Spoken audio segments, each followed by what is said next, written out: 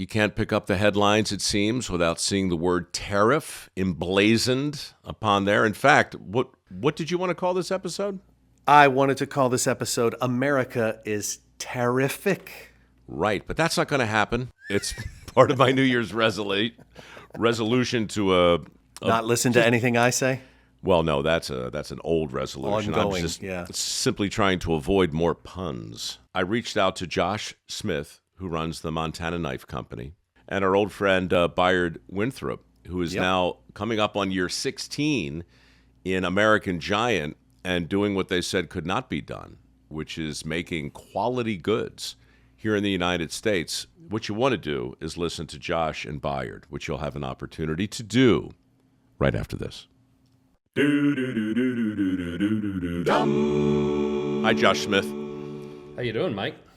I'm great, man. So I talked to you an hour and a half ago, or maybe two, and you were in the Denver airport, and now you're back at MKC World Headquarters, I assume? Yep, back in the office, in my backyard. I really appreciate you hopping on last minute. I can't pick up the newspaper without seeing the word tariff. It's been in the headlines for the last month. I don't think it's going to go away. But I've been really curious because I don't hear from many people out there in the mass media who have been making things in this country for as long as you have.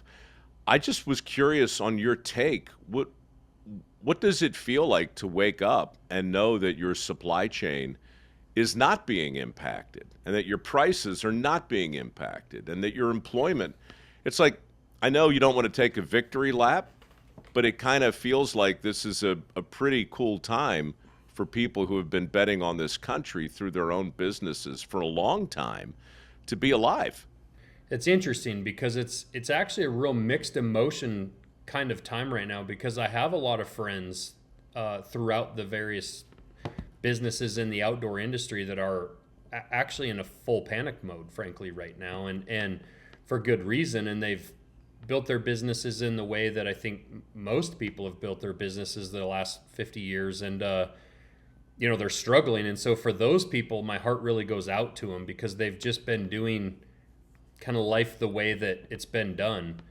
But then I walk in our building, I talk to our supply chain manager, our CFO, our director of operations, and be like, all right, well, what are you hearing? Like, is there anything that's affecting us? And it's like, not really. No, it's and it's such a relief. And frankly, it's a little bit of vindication when I had people telling me back in 2019 when I had this idea of this company that it wasn't possible to manufacture in America and do what you're going to do. I said, hey, I'm going to build a knife that the untrained eye can look at and probably buy at Walmart for $19.99. Now we're going to provide quality and we're going to provide a level of knife that you're not getting for $19.99. But a lot of the consumers don't know that. They just see a knife, a 4-inch hunting blade on a knife in a plastic package at Walmart, and they just think a knife is a knife. But it's not. And I think it's that way for a lot of products that you see made in America. When you're willing to pay just a little bit more, you're getting so much more and you're getting that quality. American workers are putting their blood and sweat and tears into those knives. We're standing behind that product. We actually have our first quarter board meeting tomorrow. One of our board of directors is flying in. Our other board members will be joining remotely. And we only really have future planning to talk about. There's nothing to talk about with the tariffs. And it's so much different than all the emergency board meetings that I heard that have been being called to talk about, like, what are we going to do? Like, we have these crates and crates of product ordered for next year, and we're going to be tariffed 100, 150% on it. And we're talking, how do we hire more people, and how do we get this new manufacturing facility built that we're building, get it done, let's get in it and keep going. Like, it's one thing to pass a couple dollars on to the customer or eat it yourself if you want to, if you have a hiccup here or a hiccup there. But you're talking about people whose actual cost of goods is literally going to increase by 150%. How do they even think about keeping the lights on? How do you and how do you pass that kind of jump onto the consumer? It's not tenable. I won't name brands here, obviously, to save them, but I had two conversations this week. I was in Texas. We did an archery shoot for adaptive athletes, which means veterans who have had injuries in war. We did it with Black Rifle Coffee, and Black Rifle set them up with bows, and we adapted those bows to help, say, a veteran who's missing an arm be able to, or maybe has damage in an arm, draw back a bow with like a mouth tab. And so we did this veteran deal last week in Texas, and then I went on to the NASCAR race. Two different people I talked to said they halted all ordering and they have no idea what they're going to do. And then they called manufacturing facilities in Vietnam to try to figure out how they could maybe shift manufacturing from China to Vietnam.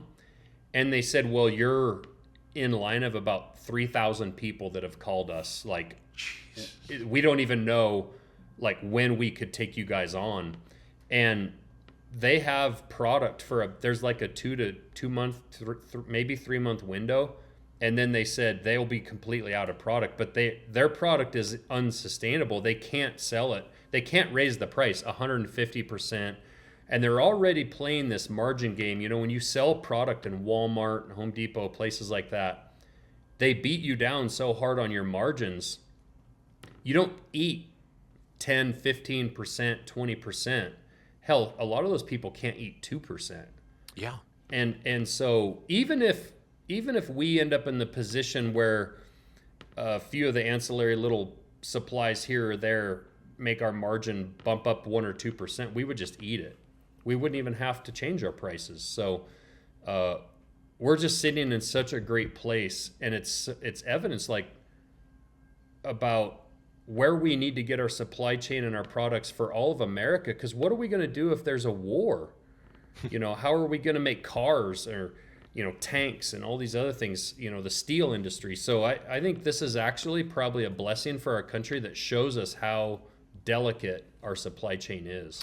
You make a really great point, because one of the great success stories, one of the great pivots of the 20th century was the speed with which we could convert automotive manufacturing and so many other types of manufacturing into the war machine. I mean, just the business of building those B-29s, man, my God. Like in 9 months, there were hundreds of them. And we were training kids to fly them who had never been in a plane before. Like when you think about what we were able to do once upon a time, and you just have to start from the fact that we were beginning from where we were, which was a fully industrialized country. All we had to do was use the gear and the equipment and the personnel we had differently. I'm with you. I shudder to think how we could do that today. I don't know how you can convert a factory that doesn't exist. You have to build that thing from the ground up. American manufacturing is actually national security.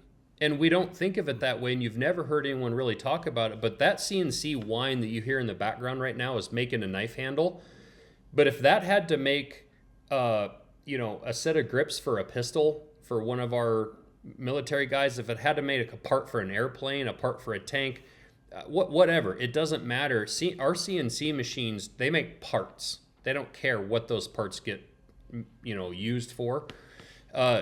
And with that 50,000 square foot manufacturing facility that we're building right now, in a worst case scenario, if a president came along and said, you're not making knives anymore, we need you guys to make this for the literal survival of our country, all we would have to do is load programs and material into those machines, and we would be making something entirely other than knives. So American manufacturing is also about national security in the worst of times. And in World War II, that happened in all kinds of factories across America. Sure. Well, we got a taste of it, right, in the early panic of 2020, when all of a sudden it was who can make hand sanitizer, who can make masks.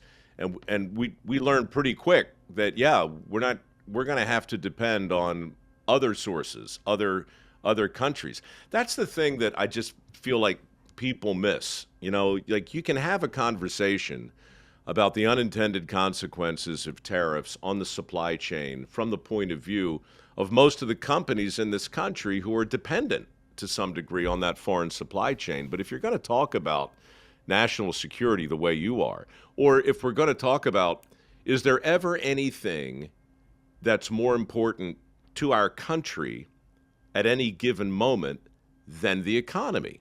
Right. And the answer, of course, is not much and not often, but sometimes. Yeah, sometimes. And one of those things might be steel. And I have to bring this up.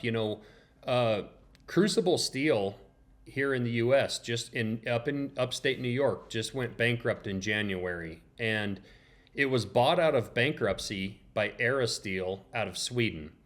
And to most people, that may not be a big deal, but to us in the knife industry, that's a huge deal because I would say they probably are largely responsible for about 90% of the knife steel that was being used in this country. There's a couple steels still available, but quite frankly, they're not steels of an alloy that we would really want to choose to make a knife out of. So now we're in this position, if we want to make a knife out of an American-made steel, are we then willing to sacrifice quality of our blade? Or do Can you we talk use a little bit more, Josh, specifically? I'm going to unwrap the rocker.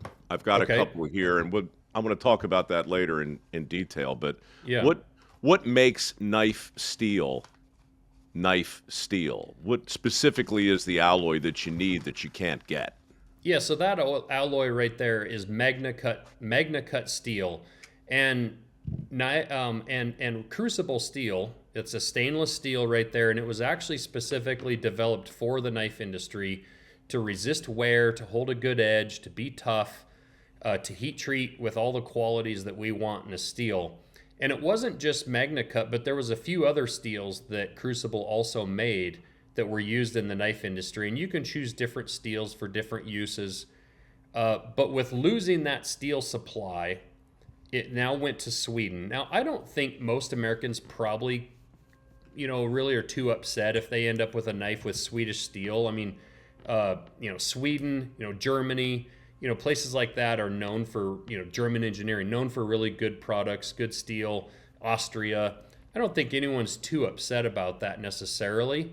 And so we may be in a position here later this year where we have to order steel from Sweden, and we might pay a tariff on that steel, which in the end won't affect really the price of our knife. But when you think of it from a national security standpoint, we've really lost the entire steel industry. Frankly, from the 70s on, we have lost our whole entire steel industry. Pennsylvania has been devastated by, and upstate New York, by losing the steel industry. And here again, from a national security standpoint, maybe one day they're making knife steel, but another day they're making steel for tanks or ships or submarines or whatever. Are we okay with our steel industry being located across the pond in other countries in case of really rough times? Today's issues with tariffs are actually a bit self-imposed. Like Trump did this, he self-imposed this, he could take it off tomorrow. But what if it's war? What if it's being imposed upon us and we can't just take it off when times get tough? And this is where I actually have a little bit of an issue with how the government is doing this. I actually support and believe in the big picture idea of what's trying to be done here. But we need to pair this with really smart, targeted legislation and say, okay, for example, we just lost Crucible, this really great steel manufacturer. Maybe we should help subsidize getting that steel mill back up and running. It's only been down for a few short months. Let's get that thing back up and running. Maybe the government, instead of sending money to Ukraine or some of these other various things, maybe we should spend some money here at home to help get a steel mill back up and running, or another manufacturing plant of another product back up and running, and maybe enter into a bit of a public-private partnership or provide some tax breaks or whatever, to not only ensure that we manufacture knives in America, but that we also have that national security piece taken care of if we really need it down the road. I mean, there's just such a long list of practical considerations, but there's something else too. There's something that goes to who we are And I think people who know nothing about steel and really are far removed from the manufacturing sector in general, I think those people started to pay attention when U.S. Steel, didn't they just get bought by Yeah. Japan, basically? Or Yeah. Hmm. I, I mean that's the kind of headline that just makes you can taste the bile in the back of your throat. It's Yeah. just like, wait a minute, we can't lose U.S. Steel, but of And course we we and we can. may choose some industries where we're like, hey, do we want to sew 100,000 of these T-shirts a day here in America? I don't know. Like, are we going to be able to hire enough people to do that? Is that an industry that we want in America or not? I'm not sure. I think there's companies like American Giant that are doing an amazing job with that. Origin's doing an amazing job. Are we going to bring it all to America? I'm not sure that that's feasible. But there's other industries like, do we need to mold kids' plastic toys here? Probably not. Like, we probably don't. That's probably not a national security issue. But when it comes to making steel in America, well, I think that's a pretty obvious one for even the least informed consumer. That yeah, that's something that we feel like we should have the capabilities to do here in America. And we've hired 80 people here in the last year or two years as a company, in growing this business. All those dollars that come into the state of the Montana now, they provide a huge influx to our local economy. We personally see what American manufacturing does. You look at our knife sheaths, this leather sheath on this rocker right here. This leather sheath, this gal was making Teton leather in Idaho. She was making these sheaths in her basement when I met her. And because of Montana Knife Company's growth, she has 8 employees, or almost, I think, 9 employees now, and has a commercial space, and she's manufacturing these sheaths on scale. Same with like our cutting boards, over in Billings, Montana with Montana Block. He has 6 or 8 employees now. He was doing that in his garage when we met him. So American manufacturing isn't just about that one building, that one manufacturer. It's about all the industries around it that grow. There's this problem of scale. Like, how would you guys deliver 20,000 of these? Like, you're gonna do a drop in a couple of weeks on this knife, Right. and you're very good at that. You're very good at managing scarcity and creating demand inside of your own ecosystem. But I gave the CEO of a big company one of your chef's knives, and this person looked at this and said, "My God, it's a work of art. This is beautiful. How could we get this into our store?" And it's out of my pay grade, but I know that part of the challenge is simply scale. What's the point of putting 2 or 3 of these things in 300 different locations? They're never going to be able to make it work. And so, I just say all that because when you talk about cheap plastic toys extruded, yeah, I can look at that and go, okay, well, who cares? But if there's a market for it, then I think, well, maybe there's some other, not to moralize, but maybe there's some other moral consideration. Do we, like, I love the idea of global trade, but I hate the idea of trading with people because we need to. Right. I don't care what Right. I don't care what the product is. The best possible deal we can make is going to be made from a position of, look, we could make this ourselves, but we've chosen not to for these reasons. Fine. But when I look, to your point, at steel, when I look at medicine, when I when I look Yeah. at stuff that we really Yeah. rely on, and then I Computer look at chips that, yeah, run our, yeah. all of it, Yeah. all of it. So And my answer to the scale thing is the only way we can get to that scale is if people keep spreading the word, and people like you. I mean, you have such a huge voice and a huge effect. People with a voice and with influence have no idea how much impact they can have. Joe Rogan shouts out lots of small companies here and there, and I know he's intentional with that. sure is. We we can match that scale if people continue to support brands like ours that are American made. We're going to make 160,000 or more knives this year, and I started off making 200 in my garage in 2020. Okay, so we have scaled, right? In 4.5 years, I quit my day job January 1st of 2021, and I had no employees, zero. It was just myself and my business partner, nobody. But dude, And you're a freak. You know that, right? You're not. but I'm not. See, that's my point. I was a lineman. I was a journeyman lineman. I am the same guy that you shot dirty job shows about for 20 years. I am not a freak. I am Josh Smith, an ex-lineman, and so many of those guys you interviewed are just like me. They can build the same kind of American dream from their garage. And that's my point with Montana Knife Company. It's possible. And now, granted, I can't serve what Walmart needs today in their store, or maybe that big retailer you're talking about. But maybe that big retailer also needs to be okay with just putting knives in 2 of their stores, not 50 of them, right? And maybe he needs to figure out a way to fill some of those other shelves, but give a small retail or give a small manufacturer a small space, and then allow them to grow with them. But I don't want anyone out there listening to this to think that I'm something special. I duck hunted my way out of college. I grew up the son of a backhoe operator. We had an excavation business. I'm now a CEO because I started a company in my garage. And I'm sitting right now, if I could pick my computer up and show you, right behind me is my horse pasture. We're still at my house. 80 employees report to work in my yard. Okay, this is not special. This is called being too dumb to quit or to not do it.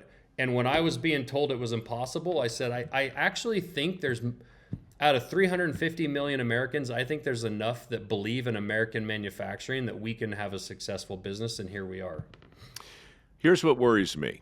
I just left an energy conference where the topic was data centers. The real race is AI.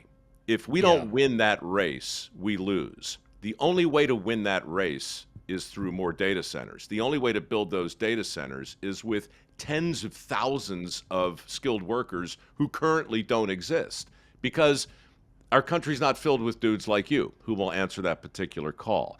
So having said that, yeah, if he does it, if these tariffs and this policy results in a massive reshoring, then you've got a couple million new jobs that are going to open.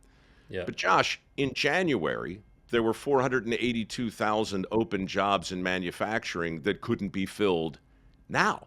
That's 3 months ago. So, and I have open jobs. I have open jobs today. It's not easy, like you say. We're also going to probably have to make a tough decision at a certain point with our society. Are we going to continue providing handouts to people when there are open jobs out there? So we're going there, huh? Yeah. All right. Well, and it's going to be a question we're going to have to answer, because there are open jobs. There is work out there for people to go get if you're without a job. How do you think? Like, obviously, this finished product is the result of a lot of different, very skilled people doing their best work. Mm-hmm. Are you more worried about a skill gap or a will gap?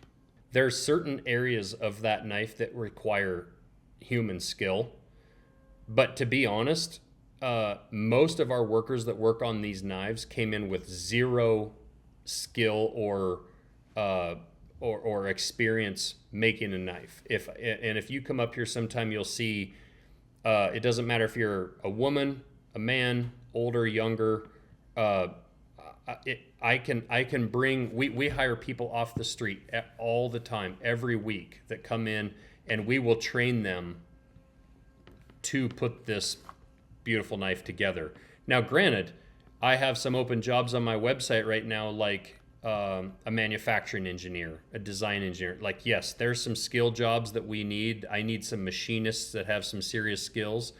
But I have a kid, his name's Ray, that came in as just he's probably 20 years old when I hired him.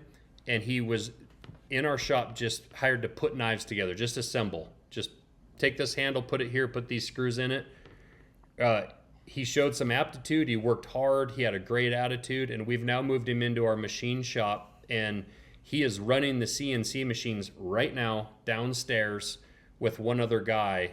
Our machinists have trained him to run our CNC machines. Now, he's not at a place where he can program them yet and build the programs, but probably in the next 3 years, through basically an apprenticeship, he will be a full-fledged CNC machinist, probably making $80,000 to $95,000 a year.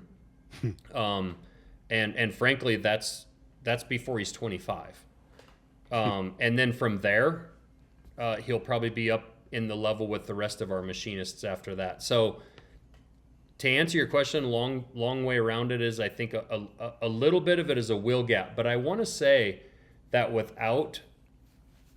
I am not, pardon my language, shitting on the youth of today. I actually find the youth that we hire, I would rather hire a 21-year-old kid in my shop right now than a 45-year-old with a bad attitude and, maybe a bunch of bad experiences, in the workplace. I have found that the young kids that we've hired, if you ask the right culture fit questions and they come in, this young generation is super, super smart. And AI is going to change our world, and we can either be mad about it, like some people were about the internet in 1995, or you can learn it and embrace it and use it, And so I think these young people are going to help an old gray-haired like me succeed in this next AI generation, frankly. Yeah, man. I swear, I've never seen a topic make so many otherwise intelligent people with influence look so foolish so quickly. Just the speed with which it's evolving. I'm talking about tariffs as well as AI. Like the minute you're up to speed, you could have spent this whole week reading everything and looking at everything, and bang, now you're informed. And then it's tomorrow. And now you don't know shit because it's tomorrow. Right. And that's how fast all of it's happening. But look, that's the fast food of it. The slow food of it is that in 2019, you bet on yourself, you bet on your family, you had a business partner, now you got 80 employees, you're making a quality product in this country, and you're not going to pat yourself on the back, but I will, Josh, because I just think the more people who see what you've done, it becomes real. And people should know too. Look, this is the rocker that we were talking about, and this knife. I swore I wasn't going to turn it into a commercial, but you're giving 10% in perpetuity of these sales of maybe the greatest utility knife you've made back to Micro Works. And I don't know what that's going to mean long term, but this is a story too. We've already raised over $100,000, right, thanks to the generosity of your customers who are crazy loyal, and mine, who want to help. So scaling notwithstanding, that's out of our pay grade. But I've got a foundation that's trying to inspire the next generation of skilled workers. You're supporting it by making a product in this country, and together in this weird little ecosystem that we find ourselves in, we keep talking about it. And whether it's Joe Rogan or Theo Vaughn or who knows, the word is getting out there. But it really starts with men and women like you who are still betting not just on themselves, but on our country. And I'm just here to say good on you, brother. Well, I know, I appreciate it, and it really actually starts with the people listening to this podcast. If those people buy something made in America, you guys have no idea how impactful that can be. Working with you on this and with this rocker and the Micro Works Foundation, Mike, I raised my kids on dirty jobs, frankly, and the other show on television that they loved to watch was How It's Made. And along the same vein, here we were watching manufacturing shows, show after show after show, and I always told my kids, because I wasn't a big fan of a lot of the culture stuff on television, you can watch sports, you can watch dirty jobs, or How It's Made. back when they were young. And so we watched a ton of Dirty Jobs, a lot of Mike Rowe, and then, you know, the more you started talking about the apprenticeship programs and the skill gap in our country, the only reason that I'm doing what I'm doing today is because I got my good footing financially and kind of my life under my feet through an apprenticeship to become a journeyman lineman for the power company. You know, I started as a grunt, I got a lineman apprenticeship, and, you know, I had been making knives for about 10 years, and I was really struggling financially. And that apprenticeship and that work as a lineman for the power company got me in a position where it's like, okay, I've got a little bit of savings. Now I'm going to go chase my dream of Montana Knife Company. And so what you preach and what you talk about, I couldn't believe in more. And it only makes sense for us to give back a bit to this community, meaning the entire U.S., who have supported my dream and made this possible. And whether that's what we do through conservation with Rocky Mountain Elk Foundation and places like that, or with you on Micro Works. And I feel like this is just scratching the surface of what we can do together. And I hope it inspires other celebrities, frankly, people with a voice, to do something similar in a similar vein, or other companies to reach out to you and either write checks or set something up similar to what we're doing and help you get your voice out.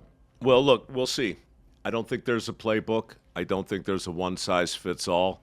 But you hit the nail on the head with, you never know who's listening. Your example right now, as you can hear the sphincters slamming shut from people with supply chains that they rely upon, yours isn't. You bet on what you bet on, and I'm so glad to see you guys prospering, Josh. Thank you for your wisdom. It's great catching up. And the next knife drop is going to be. Are we allowed to say it? Yeah, we got the rocker coming up.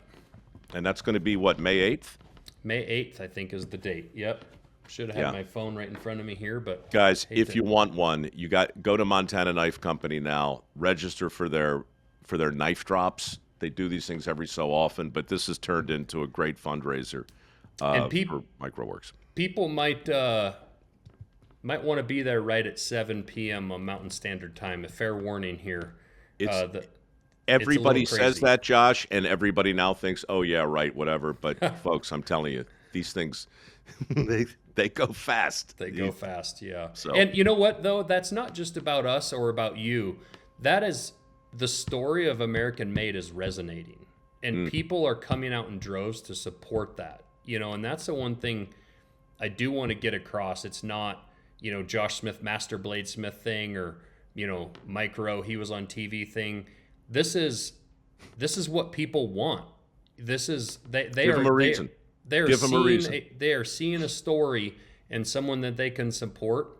And our number one, it doesn't matter if Joe Rogan talks about us, if you talk about us, anything. We see every month I get a report on my desk from my team about what our number one needle mover is.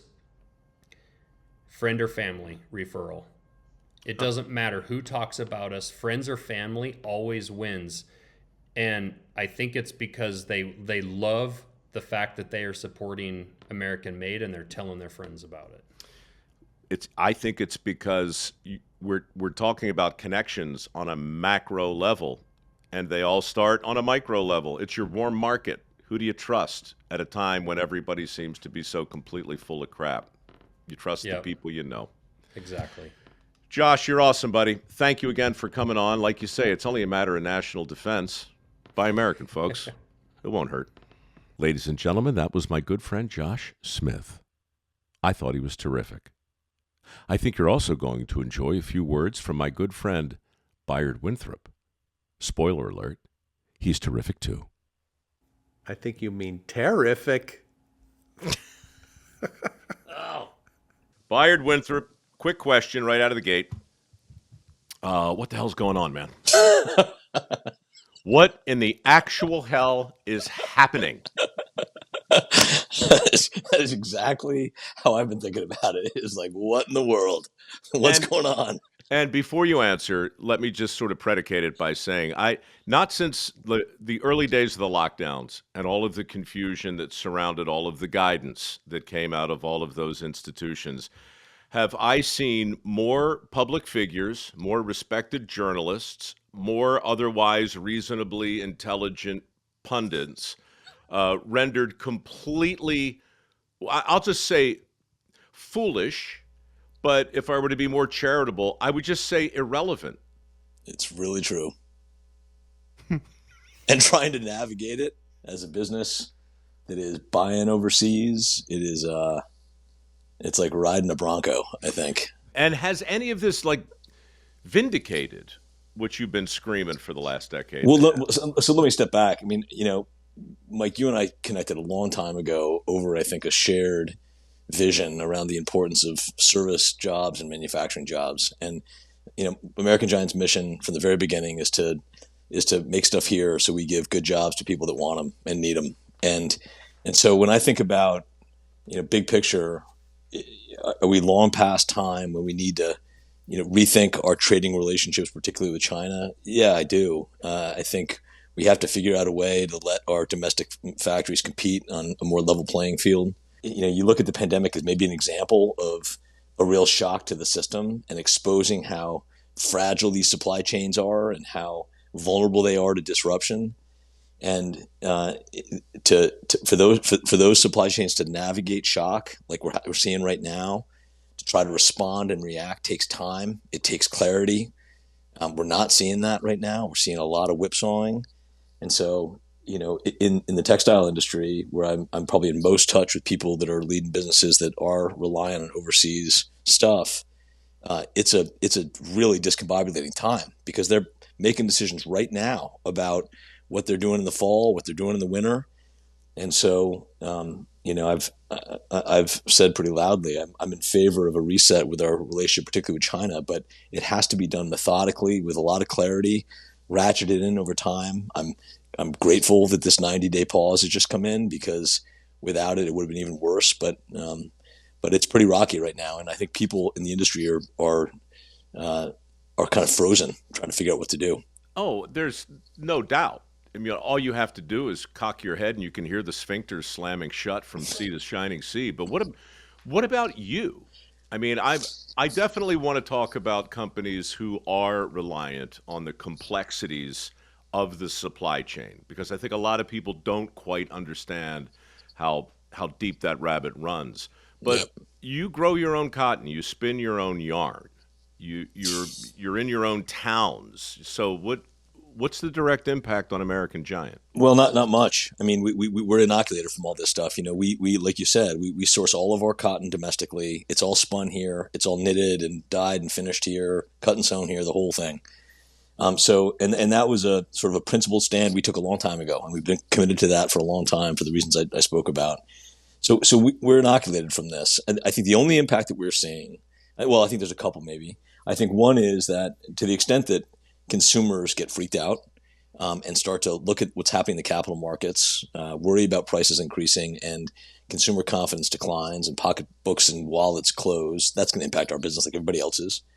I also think that we're starting to see brands and others start to think about what are the alternatives here, and how do we, if we need to, how do we make things here? And so we are getting some inbound interest there about people that are reaching out, trying to figure out if some of these tariffs come in, if the tariffs in China come in, even a shadow of what's being discussed, we probably ought to be looking at some kind of alternative supply route domestically. And I think American Giant can be helpful in that regard. So we're getting a fair amount of inbounds on that front. I think those are the only two ways really that it's impacting us, Mike. If I were you, I would feel somewhere between validated and vindicated. We made this grand bargain 40 years ago to open up, globalize our trade routes, our supply approach. And the result of that has been basically 40 years of offshoring and a transition of our economy from one that made things a lot to an economy that was consumption driven. That made sense. I think it was a bipartisan effort. I think a lot of good came from that. But I think that one of the profound negatives that came along with that was just the destruction of manufacturing towns. And that if you've been paying attention to it the way that I have been for a long time, it's really hard to ignore that. I mean, you go through any New England, any Southeastern, any upper Midwest town that used to make things, they're shadows of what they once were. And I think that really fueled a growing divide between people that were lucky enough to have gone to college and maybe worked for Google, and the other half of the country that was making things and that in the last 40 years have been pretty terrible for. And I think that the vindication maybe is only in that regard, that I think it shouldn't have taken us this long as a country to recognize that problem and to begin to recognize the need to do something about it. I think we cannot have a country that has half the country that is staring down the barrel of another decade of no wage gains, no real good prospects for passing on a better life to your kids. And you and I have been telling versions of the story for a long time, and I started the company for that reason. I felt that it was really important. I wanted to try to do in some small way, do something about it. So it's vindicating maybe in that way that finally, there's enough noise being kicked up that people are really asking questions that I think are long overdue. No good will come of it if it is just kind of turning over the game board and knocking all the pieces on the ground and everybody gets hurt along the way. So I vacillate between feeling optimistic about where we are, like finally this stuff is coming into focus, and I think particularly in regards to China, I think there really is a rebalancing and a reshuffling that has to happen. But also being concerned that there is this, even in the administration, there seems to be discordant voices. It's very hard to know which way we're going day to day to day to day. And when I hear Secretary Bessent speak, he feels like he's moderated and thoughtful and has a plan. And then, the next day I'll turn on the news and we sort of lurch in another direction. Yeah. Right. So I think, to the extent that this is really, I think, waking up all of us to the idea that we have become a country that doesn't make stuff anymore, and that's a problem. I am hopeful that will begin to cause change and awareness in a way that's going to help the whole country and make the country stronger. We have a tendency to kind of fall into the binary with these conversations, and there's a lot of nuance to this. And I'm guessing. Tell me if I'm wrong, but I'm guessing you favor tariffs, but not universally. Maybe here, but not so much there. And I think a lot of people hear that kind of, call it equivocation, and start to think, well, wait a minute, your self-interest your slip is going to start to show real quick when you tell me which ones you favor and which ones you don't. So the way I've been thinking about it is kind of a tier 1 and a tier 2 argument. The tier 2 argument is based on the economy. The idea that economists are disagreeing. I don't know of any economist that doesn't think tariffs are ultimately not good for the economy. But I think that there are a lot of other people with skin in the game who might think that the economy, even the global economy, is not necessarily the most important thing. It's a biggie, right? It's a biggie. But this tier 2 conversation takes place only among people who disagree about the consequences, unintended and otherwise, with tariffs. Tier 1 is guys like you 15 years ago who said, wait, there's a moral component to what we're talking about here. And if the economy is the most important thing in this conversation, then we're going to land in a fairly squishy place. I mean, 170 years ago, it was pretty clear that getting rid of slavery would be very bad for the economy. The triangle trade was real. The North and the South were wrapped up deeply into the impact that free labor had on our economy. And so those arguments were made, but somebody came along and said, no, wait, there's actually this other thing. So for me, the tier 1 moral argument is, do you want to be reliant on a country to give you a thing, to trade with you, not with things you want, but with things you need? Your medicines, your steel, your lumber, for God's sakes. We have more lumber than anybody, and yet we're the leading importer of lumber. Our energy, our clothing, right? What better hope does the world have of improving if the United States of America, or then the United States of America, not being reliant upon them, but rather strong enough to say, look, we'll do business with you because we'd like to, but not because we have to. And somewhere in there, if you can make sense of that, because I see people talking in circles because they simply don't understand if they're in a tier 1 or a tier 2 conversation.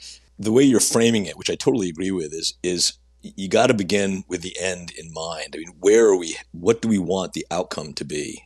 I understand the argument of free trade always and forever and wide open capitalism. But if the result of that is a middle class that has not done well over the last 40 years, that has poorer prospects for their kids than they did 40 years ago, where jobs are leaving and full-time 40 to 50-hour jobs have been replaced by 3 separate part-time shift work at the local dollar store and the local Carl's Jr., and you got both parents that are having to take shift work and they can't be at home raising the kids. And I just think that you cannot make a purist, in my judgment anyway, Larry Summers type argument that is purely about the macroeconomic things. There's a point at which 40 years in, you have to say, hang on a second, this is doing damage to communities and towns and the American dream and the disappearance of the American dream in a way that is fundamentally corrosive to the country and destabilizing to the country. And I get it. I'm biased. I make stuff here. I get all that stuff. But and I know you've done this, Mike, you got to walk through a town in South Carolina or West Virginia and look around when there used to be 3 hardware stores and 5 restaurants and a couple of gas stations and a thriving Main Street. And now there is nothing. There's no jobs. Maybe there's a penitentiary in town. There's a couple of liquor stores and there's no work. All Americans ought to align on the importance for that. And we ought to figure out a way to begin to address it. And the other thing I'll just say is, to your other point, which is the pandemic really was a shock, I think, to all of us. And it really exposed the fact that we don't make things anymore. We don't make penicillin. We don't make textiles. We don't make medical masks. We don't make medical gowns. And I think, as you know, we got pulled into that. We got a panicked phone call from the CDC and FEMA a few days into the pandemic when China was throttling down our supply of medical masks and asking us to convert our sweatshirt facility into a mask facility. But there's a national security element as well that people say to me, well, it's t-shirts. It's actually not just t-shirts. The textile industry is like every manufacturing industry, is a participant in a network of industries, and textile supports the medical industries, the automotive industries, the defense industries. And if you start to erode even the t-shirt manufacturing and the fiber makers and the knitters and the weavers and the dyers and the spinners, you lose the ability in a networking way to support the medical, the technological, the defense industries. And so sorry for the length on this thing, but I agree with you. I think it is not as simple as just saying what's happening to the stock market or what's happening to the GDP. There's a more nuanced conversation about what do we need to be doing as a country and how do we plot a course in that direction. So what my liberal friends think as opposed to my conservative friends. Right now, I'm more interested in my conservative friends who disagree. That's super interesting to me because I know they voted how they voted, but here they're looking at this thing. To your point, Navarro says one thing, Bessett says something else.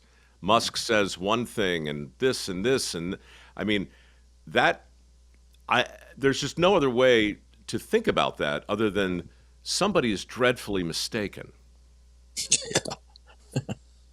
Again, as a philosophical matter, I agree that in a perfect world, a world with open trade and no barriers either way is maybe an ideal state, as long as you've got a thriving industry domestically, one that continue to make things and can support kind of layers of the economy and the national objectives and defense and all that sort of stuff.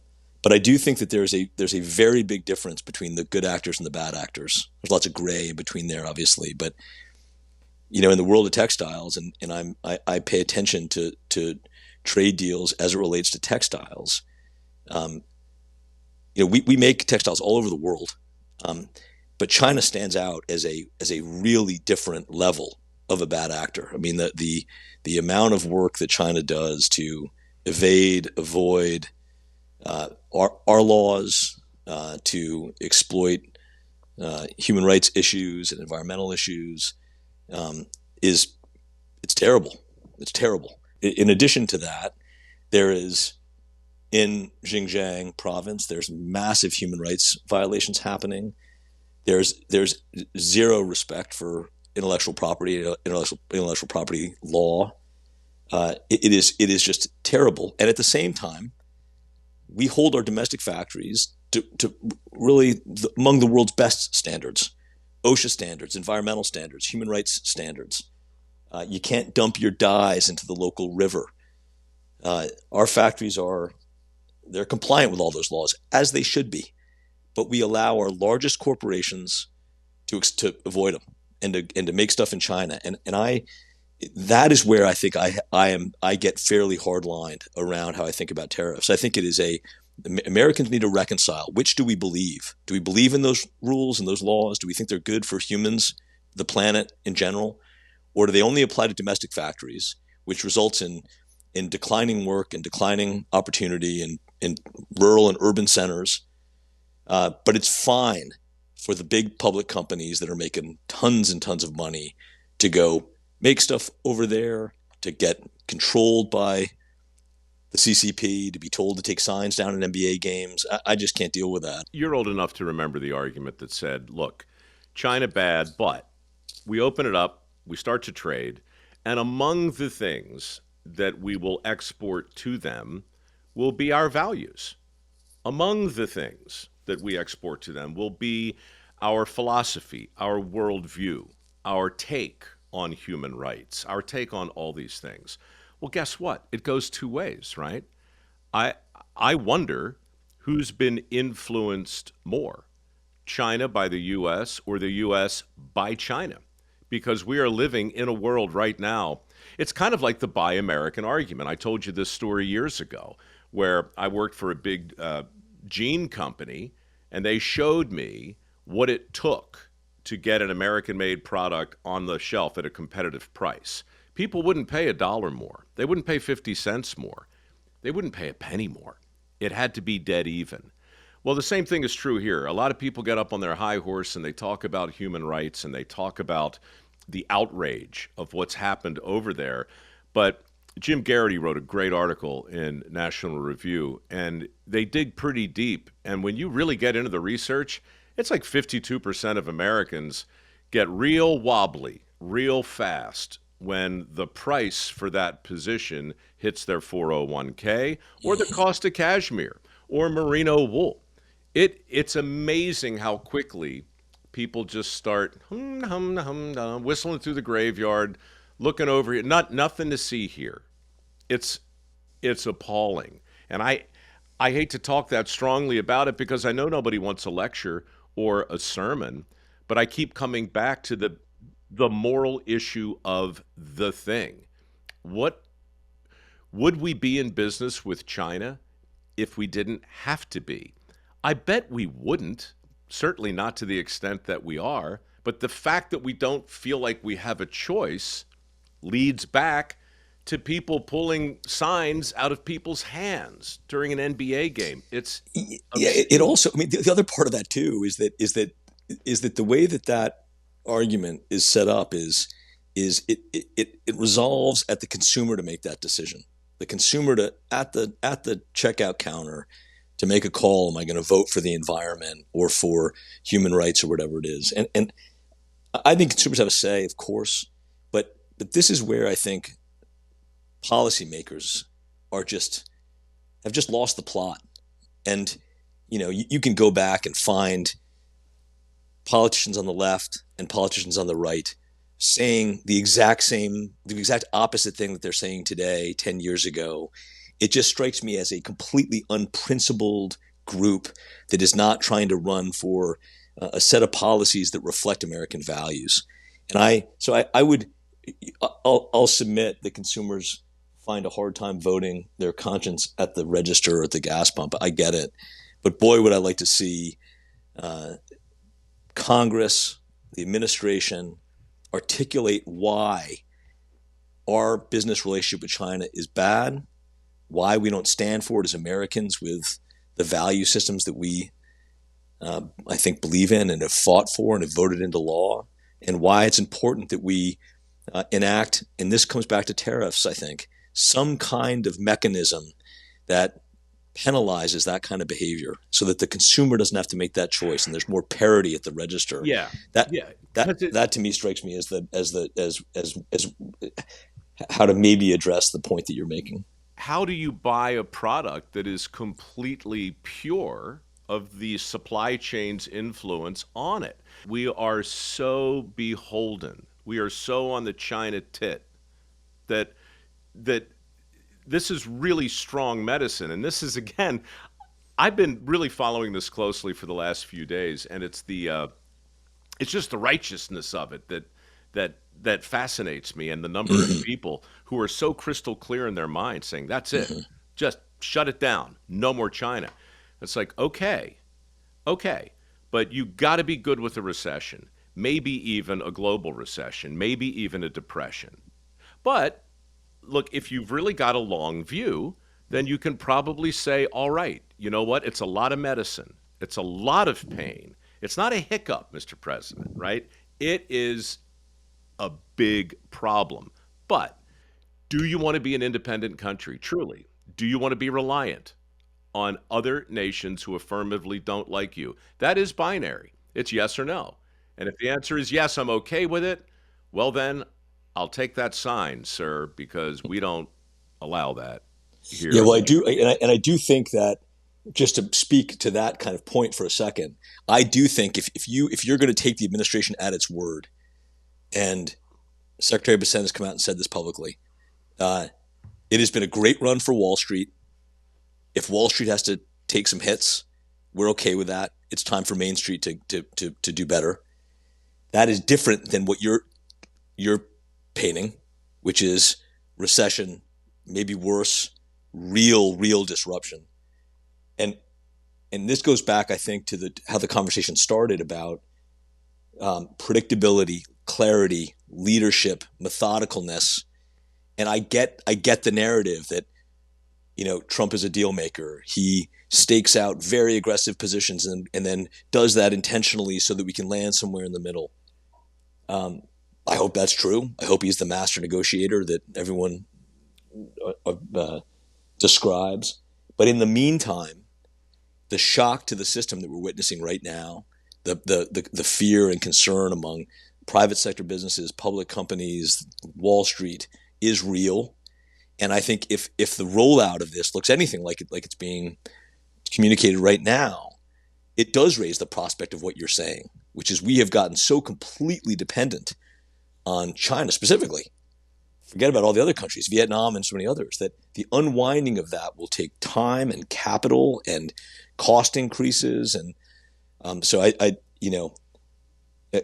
too have been really paying a lot of attention to this because it's both fascinating to watch. You're seeing sort of an economic geopolitical reordering, unlike anything in my lifetime, I don't think. If you're looking at this thing as though the only thing that matters is macro and microeconomics, then we're going to come to the same conclusion. Make a deal. Make a deal and look past all of that unfortunate human rights. I've got in my family and my immediate friends, I live in San Francisco. I'm surrounded by tech people. I'm surrounded by finance and private equity and venture capital and all these different brains. And I understand the argument that we're going to innovate our way through and we're going to grow GDP through AI and tech and be the world leader and everyone else is going to buy our technology. But it doesn't answer the macro question that I think you keep poking at, which is, okay, but what are we doing about the other half in the country? What's the answer there? The idea of a universal basic income as the solve-all here is just, it makes me want to, wring people's necks. It's appalling. I mean, I just think it misunderstands the human condition, and it's awfully easy to talk about that from my perch with my college degree in San Francisco. It is a different thing when you're living in a community that is just a shell of what it once was, and there are no jobs, and you're not going to college. I mean, it's a difficult thing, but boy, do I think we have to begin to wrestle with it. It's like, but when did it get difficult to espouse work ethic? When did it get difficult to make the sort of the virtuous argument? I know it's uncool, but when did it get difficult? There's a guy right now who's currently up on my little podcast platform called David Bahnsen, who wrote a book called Full-Time Work and the Meaning of Life. And I don't know if you know who David is. He runs $7 billion through the Bahnsen Group. Never went to college. And he's just wildly successful. And he makes people crazy because he says things like, your work, the most important element of your work is not your paycheck. Yeah, you need one. And yeah, you should get the best one you can. And there are ways we can talk about that, but it's this idea that you're going to live most of your life doing a thing for the express purpose so you can stop doing it and then start to enjoy whatever your reward is in this mythical retirement thing, that's the root of all craziness. And that's also the reason UBI, it's such a tier 2 solution to a tier 1 species. Yep, totally. People also forget that this whole idea of wide open globalization, libertarian, on the gas, was a bipartisan affair. It was as much Clinton as it was Bush. Ross Perot was the standout. And in the Trump 1 and the Biden administration, there was also a shared perspective that this is an issue that we need to begin to address. I mean, I'm not sure that we've talked about this on air or off air, Mike, but both Bob Lighthizer, who was Trump's USTR, his trade representative, and Ambassador Tai, who was Biden's. The two of them are, in my judgment, patriotic Americans that are trying to figure out the working middle class problem, and they see the world pretty darn similarly. I'm sure each would quibble with the other administration. And so the fact that this has gotten so polarized and we've lost sight of what I think is a fairly commonly held idea, like we got to do better here. We got to do better with how we're doing as a country and how we're doing for the working class communities all across the country that I think are the foundation of the country. We ought to be able to maybe disagree on the tactics, maybe disagree on how we get there, but let's at least align that we got to come to grips with. This is something that we got to solve. And by the way, I'll give you a laundry list of all the things I don't like about what's going on right now with the administration, but I'm not hearing much alternatives other than just be a little more methodical. And so if there are approaches that are going to address our over-reliance and our national debt, I want to hear them, because I think it is, the hour's getting late and we're spending a lot of money on a lot of things that are not moving the country forward in my mind. So I just think we're in a tough spot that needs to move. And I just hope that in a bipartisan way, cooler heads prevail here and we can begin to get some things articulated more clearly than they are and begin to get some stability back into the conversation, because it's been wild to be both on the phone with industry people and talking to people like you and also just trying to think about it from our business perspective. It's just crazy. Well, look, man, I knew you were going to be slammed, and don't take this the wrong way. You look tired. You look like you've been at it. Bayard looks tired. You look like you've been answering a lot of phone calls. I just took a quick look on the interwebs, and there you are on NPR, talking all soft and thoughtful the way they do. That's NPR, good, Mike. It's not you, Mike. I gotta get my radio voice that comes so naturally to you. I gotta channel my inner radio. Well, I mean, look, you're in a unique spot, and I wanted to pick your brain for that reason. But since you're talking about causes and symptoms and how easily it is to confuse and conflate those things, there's another clip that I hope people will go look at. And this didn't happen super recently, but it's Tim Cook. Tim was asked about labor costs in China. And he's at some think tank. He's up on a stage. And I was like, oh boy, what is he going to say about this? And I was blown away.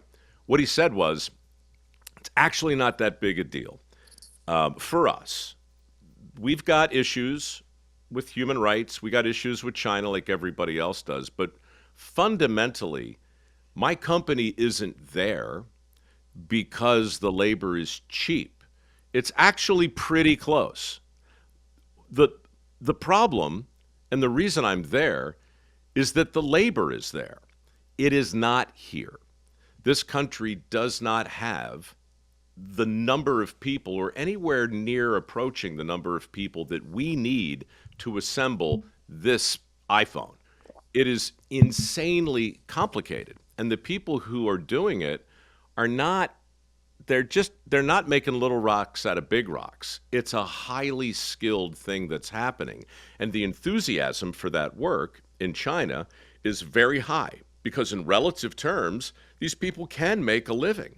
And so Tim's just making a simple business decision, but it's not based on the cost of labor. It's based on the abundance of it there and not here. So, having said that, please go look at that video, folks, but think too about what happens if the president gets what he wants. What happens if we successfully reshore and start opening up a lot of factories? We have, at the end of January, 490,000 open jobs in the manufacturing sector right now. He wants to create 2 million jobs in the manufacturing sector over the next few years. Where do those workers come from? And finally, I would just say, too, that, it's not a problem that's immune to either party. President Obama made the same, in my view, error when he talked about 3 million shovel-ready jobs as part of the highway infrastructure bill, right, back in 2009. The creation of 3 million shovel-ready jobs was a centerpiece of that whole initiative. And that's when I got skin in this game, Bayard. That's when I was like, hey, not for nothing, sir. I'm rooting for you. But from what I've seen, you're selling shovel-ready jobs to a country who's not terribly enthused about picking up a shovel. And Right Mike, now, what's your take on that? I mean, do you think is that a compensation issue? Is it a cultural issue? Like, do you have a point of view about why that is? Yeah. I mean, I sort of Yeah, I mean, I don't want to paint with too broad a brush, but I will and just say that the broadest thing is this artifact, I think, from the Great Depression, this way of thinking that simply says, well, if you've got 12 million people unemployed, what you need to fix the problem is 12 million jobs. But that doesn't work. The number of people unemployed at any given time is not a reflection of the number of open jobs. That's what the skills gap tells us. And my take is that it's a very inconvenient truth for politicians to talk about because it doesn't say anything terribly flattering about the country.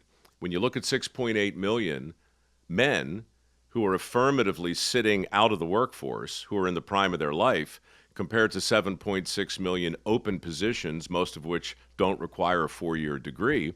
When you look at those two things happening at the same time, that's never happened in peacetime before. So my answer is, I'm freaked out because every week I hear from somebody like the Blue Forge Alliance who's looking to hire 140,000 tradespeople to build the next tranche of nuclear-powered subs. They don't know where they are.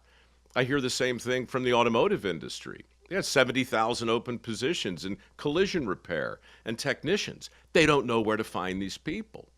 Well, I do. They're in the 8th grade. They're not ready to work, but that's where they are right now.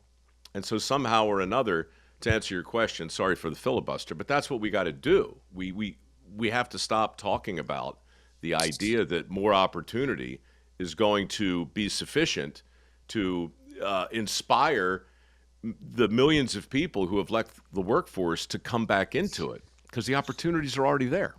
I'm with you. It starts with a little bit of resetting with China, I think. And Yeah, so that's too. where I'm at. I think it requires some white knuckling here because it begins there, and I think it's overdue. Well, I know you're overdue for a nap too. So look, let me just say that thank you for doing this. I think that this conversation will actually be evergreen. We didn't say anything that's going to be rendered irrelevant by anything that happens, good or bad, in any of the markets in the next week, because this stuff is eternal. And you're a little company, but you're doing giant work, and I appreciate it. We appreciate you, Mike. If you like what you heard, And even if you don't, won't you please, pretty please, subscribe. Well, I hate to beg and I hate to plead, but please, pretty frickin' please, please.